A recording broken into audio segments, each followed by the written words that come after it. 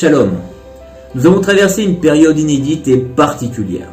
Ce confinement a invité grand nombre d'entre nous à revoir nos priorités, à imaginer un futur différent, à se questionner sur nos façons de vivre, nos façons de fonctionner, nos façons d'être et de faire.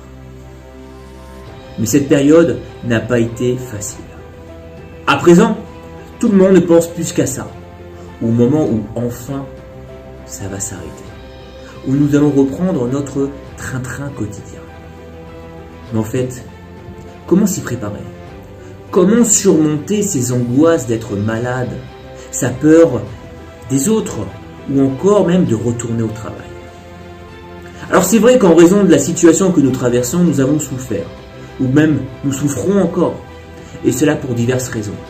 Perte de contact social, réduction de liberté, de mobilité, absence d'occupation pour certains, au contraire une surcharge mentale pour beaucoup de travailleurs qui doivent gérer à la fois leurs tâches professionnelles, leurs tâches domestiques et aussi leurs tâches familiales. Et tout ça, n'oublions pas, à la maison. Mais que nous le voulions ou non, pour beaucoup d'entre nous, avec le temps, notre corps et notre cerveau se sont en partie habitués à cette situation.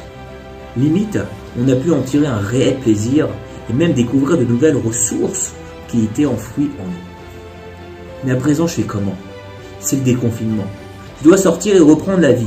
Et de nouveau commencer un nouveau chapitre de mon existence, ou plutôt de notre existence. Eh bien, dans le livre de Vaïkra, la Torah nous enseigne les lois de la Tsaharat. La Tsaharat est une maladie complètement spirituelle qui touchait les personnes ayant fauté, comme par exemple le Lachon Hara. Et celui qui attrapait cette maladie, hormis la honte de son entourage, la destruction des murs de sa maison, le processus de purification qui durait quand même un certain temps, ou même le fait de sortir et de vivre en dehors de la ville, parce que n'oublions pas, cette personne était devenue impure.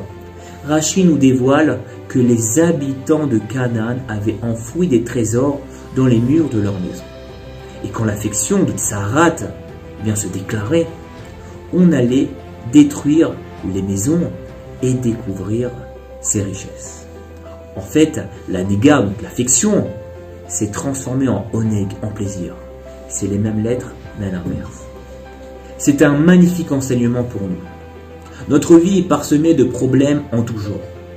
Et il y a des solutions. Et s'il n'y a vraiment pas de solution, c'est qu'en fait, ce n'est pas un problème. Mais qu'est-ce que c'est? C'est un paramètre. Alors quelle différence entre un problème et un paramètre? Les amis, c'est tout simple. Quand j'ai un problème, je solutionne. Mais quand j'ai un paramètre, je m'adapte. Et si je m'adapte, c'est que j'ai accepté de vivre avec. Cette période de crise nous a appris beaucoup. Nous avons découvert de nouvelles richesses et de nouvelles forces. Et cela, chez nous, chez les autres et sur tout ce qui nous entoure. On peut parler de oneg, de plaisir.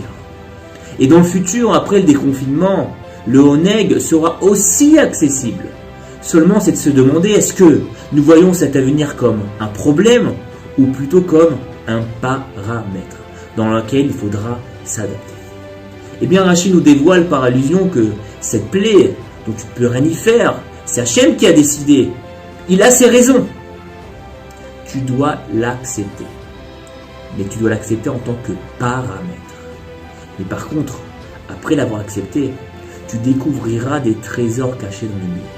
Des richesses qui se trouvaient juste à côté de toi. Ou plutôt en toi.